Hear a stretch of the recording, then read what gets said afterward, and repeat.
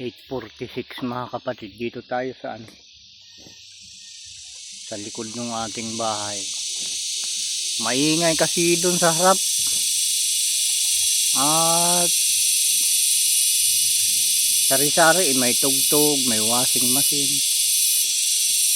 Gusto ko lang mga kapatid, yung may mag-comment dito, sasabihin ko sa inyo, dahil alam natin na kung kaya tayo nagbablog, kaya tayo pumasok sa social media, diba? Sa Facebook, dahil atin muna itong pinag-aralan, di ba? Inalam muna natin bago natin ito pinasok, bago natin ginawa. At ang nalaman ko dito mga kapatid, kung magbablog ka, magko-content ka, yung mga original, at ang isa ay yung yung may mapupulot na aral o ikabubuti ang mga nanonood. Diba? Yun ang isa na hinangaan natin na sinasabi dito sa pagbablog, content na pangpubliko mga kapatid. Yun yung isa nating hinahangaan. Kahit kakarampot, may mapulot yung nanonood sa atin. Ngayon mga kapatid, yung mga bagay na may mapupulot tayo, kakaunti ang nanonood. Hindi naman sa ito'y walang pilitan mga kapatid, manood ka man o hindi,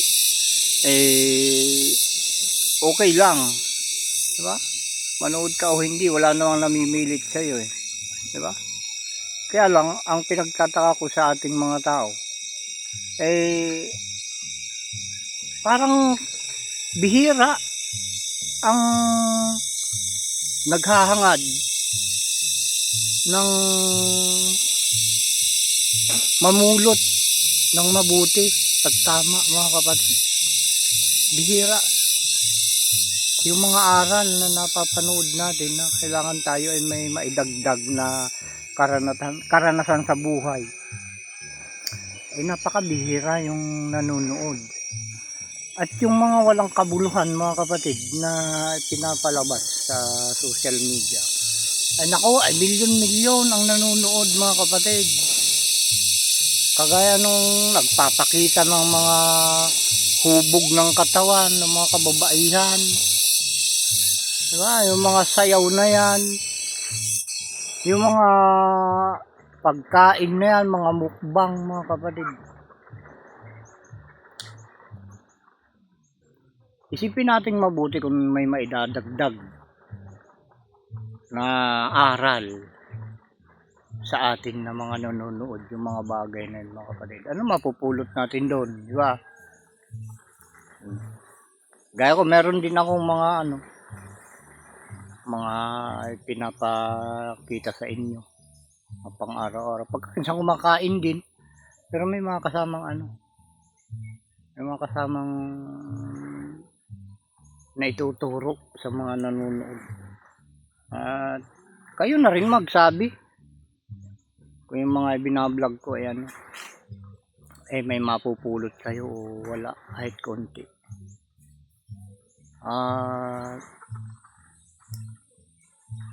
Mahalaga talaga makapag-share tayo. Alam nyo mga kapatid, tayo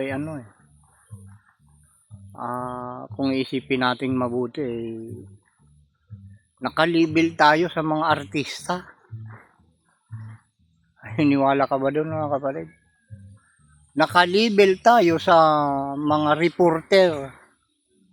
Nakalibel tayo sa mga announcer mga kapatid. Diba?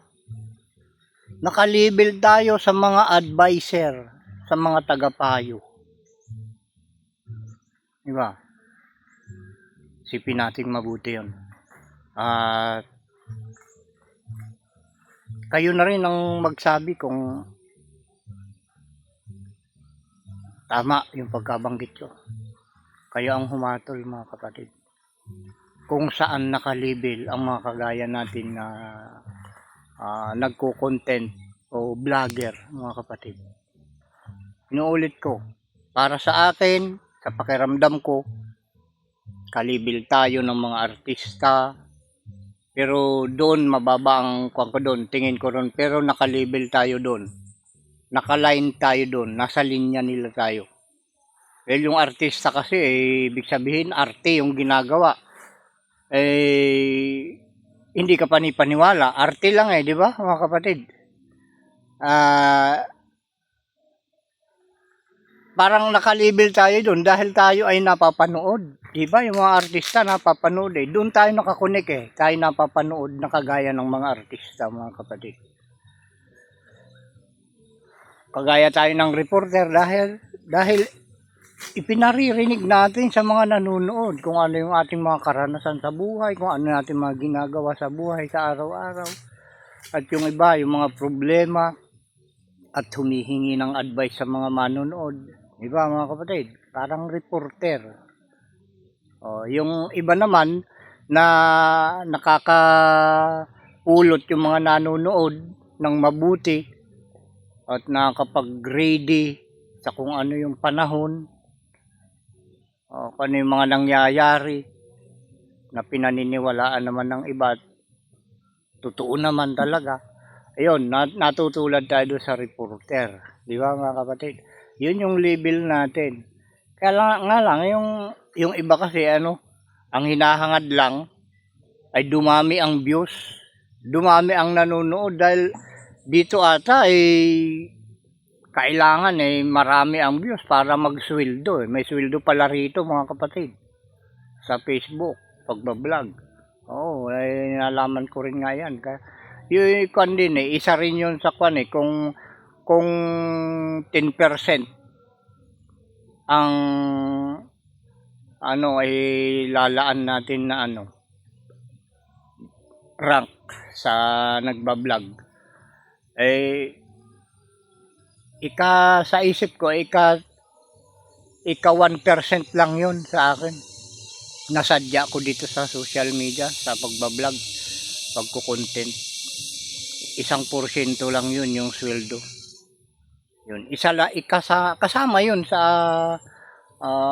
nasa isip ko nang ako ay pumasok dito sa pagbablog, mga kapatid.